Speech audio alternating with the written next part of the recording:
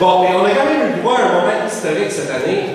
On a eu le droit à l'élection de la première femme premier ministre. Et sérieusement, je suis très fier de ça. Êtes-vous fier de ça?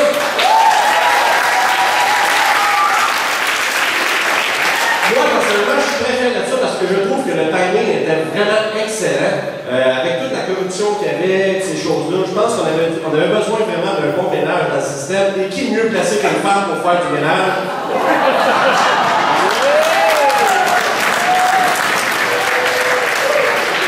J'ai entendu un oh. Écoute, elle s'assume pas vite comme femme. Arrêtez-moi les oh. Là. Ça a été la première femme qu'on a vu sortir avec des chaudrons juste avant les élections. Et qui mieux placé qu'une femme pour parler de séparation? Sérieusement. Il y en a qui s'inquiètent avec ça, la séparation. Il y en a qui se disent ouais, mais on n'a pas notre argent. Hey, c'est une femme qui nous sépare. Là. On s'entend-tu que de l'argent, on va en avoir en masse?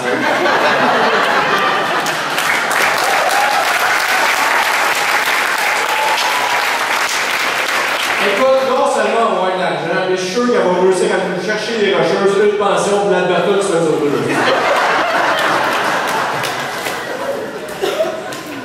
Il y en a d'autres qui disent ouais, mais on n'a pas notre armée. On a-tu vraiment besoin d'une armée qu'une femme premier ministre?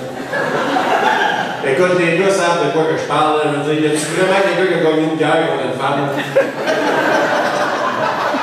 Il n'y a pas une armée qui est assez solide pour une femme en SPM. Oublie ça. On va gagner les guerres à coup de en tout cas.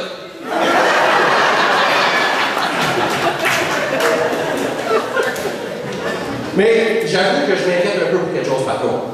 Je m'inquiète pour qu'est-ce qui est de la dette. On s'entend si une femme est capable de loader une carte de crédit un jour avant-midi. Imagine 4 ans sans limite de crédit.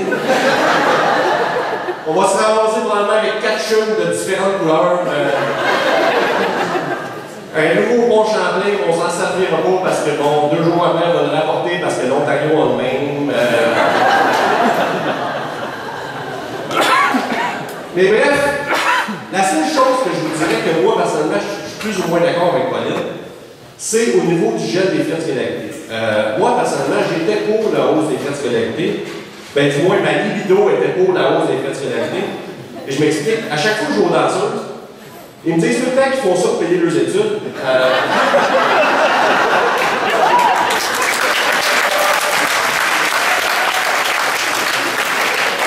Écoute, je me dis, c'est quand même si ça me coûte plus cher, on va pas le choix de m'en faire, les extras.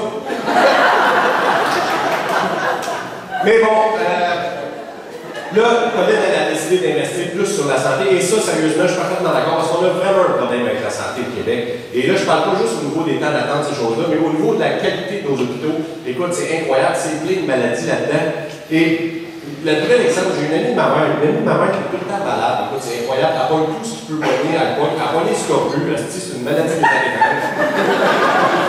Comment elle a pogné ça, j'ai aucune idée, mais elle a pogné le scorbut. Et à chaque fois qu'elle va à l'hôpital, c'est incroyable, elle revient avec une autre maladie.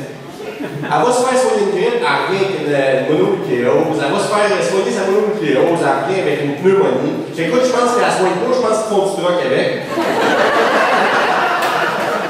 Cette femme-là, c'est pas des jokes, elle dit à ma femme, à ma mère, au jour de l'an dernier, elle dit écoute, là, ça n'a pas d'allure, il faut vraiment que je me tienne en forme, il faut que je bouge plus. Ben, Chris, cette année, elle a pogné le Parkinson.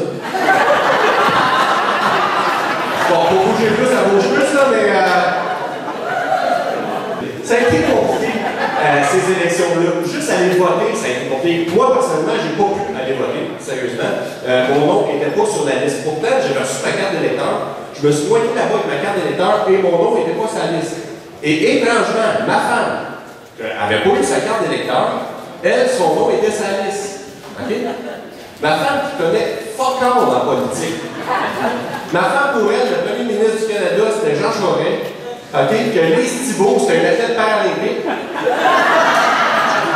Puis que la dernière fois, aux élections fédérales, quand on parlait aux nouvelles, qu'il y avait une vague à gauche, elle criait partout dans la maison pour chercher une place pour monter sur le toit. OK? Elle a pu voter. Mais je dis à la femme, j'écoute, ça n'a pas d'allure. Vous n'avez pas le choix, laissez-moi voter, il faut que j'annule le vote de ma femme. Vous comprenez pas, c'est comme rien. Je veux dire, aux dernières élections, les élections fédérales, elle rentre dans l'isoloir, moi j'étais juste avant elle, j'attendais, elle sort de l'isoloir, elle dit à la femme, elle dit, écoutez, madame, il manque un nom. Comment c'est, il manque un nom? Mais Jean Dupuis n'est pas là. C'est qui ça, Jean Dupuis? Je dis, de quel parti qui est Jean Dupuis? Elle dit Québec Gros. Je dis, c'est quoi ça, Québec Gros? Elle dit, oui, ça va regarder de ce point de vue. Je suis tabarnak, Chantal, c'est vraiment une gueule, c'est vrai.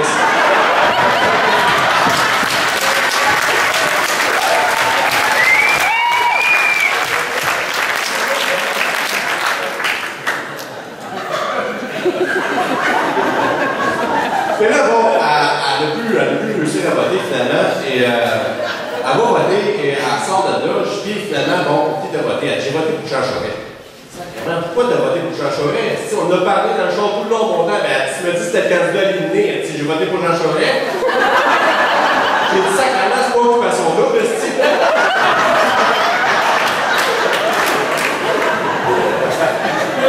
Mais j'avoue qu'il y a quand même des similitudes avec l'occupation double. Quand on y pense 2 minutes, là, ils sont tous là pour avoir des voyages sur le bras, ça nous bullshit à tour de bras. Puis le but premier, c'est de fourrer le maximum de monde possible puis se pousser avec l'argent.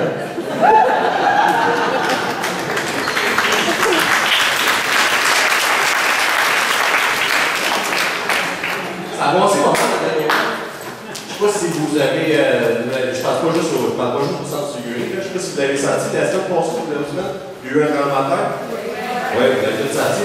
Écoute, moi je me suis réveillé, ça a shaké en tabarouette. Écoute, moi je me suis réveillé tout de suite. Bon, c'est sûr que bon, ça fait 12 ans que je suis maquillé, fait que je sais pas habitué que le vide check de main. Mon cerveau me dit, écoute, à gauche, je pense qu'il se passe de quoi, réveille-toi.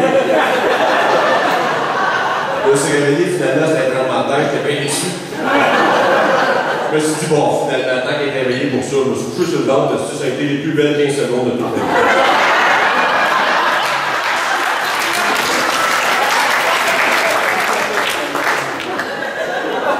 Mais sérieusement, le monde devient complètement fou. Je ne sais pas si vous avez entendu parler, même au niveau des animaux.